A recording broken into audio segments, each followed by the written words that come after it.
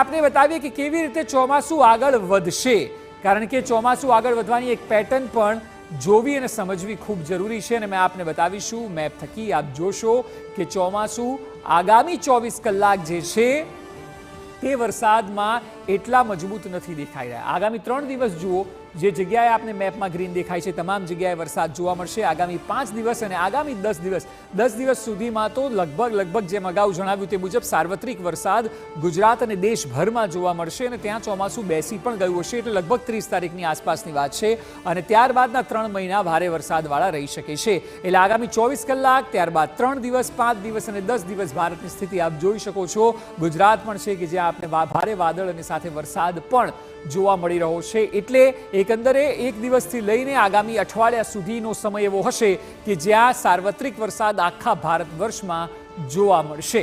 એટલે એ સ્થિતિ ગુજરાતની પણ હશે કે 24 કલાકમાં સૌરાષ્ટ્ર કચ્છમાં જે વરસાદ છે તે આગળ જતા મધ્ય અને ઉત્તર ગુજરાત તરફ પણ આવશે અને ચોમાસું કંઈક આ જ રીતે મજબૂત થશે આગામી 24 કલાકથી લઈને આગામી 10 દિવસ સુધીનો આ ગ્રાફ અમે આપને બિગ વોલ પર બતાવ્યો. એટલે આ સ્થિતિ કંઈક દેશ અને ગુજરાતની રહેશે. આગામી દિવસોમાં ચોમાસું વધારે મજબૂત થશે અને સ્વાભાવિક છે કે જૂનનું જ્યારે છેલ્લું અઠવાડિયું હોય ત્યારે ચોમાસાની શરૂઆત અને પકડ આવી જતી હોય છે અને ત્યાર બાદ ભારત અને ગુજરાતમાં ચોમાસાની એક રીતે લહેર જોવા મળતી હોય છે, જે લગભગ 2-2.5 મહિના, એટલે આપ જુલાઈ અને ઓગસ્ટ તો ગણી જ શકો ને. હવે આપ એ પણ જોતા હશો પાછલા થોડા વર્ષોથી કે સપ્ટેમ્બરમાં, જ્યારે સપ્ટેમ્બર ઓક્ટોબરમાં નવરાત્રી પણ હોય છે ત્યાર સુધી વરસાદ રહેતો હોય છે.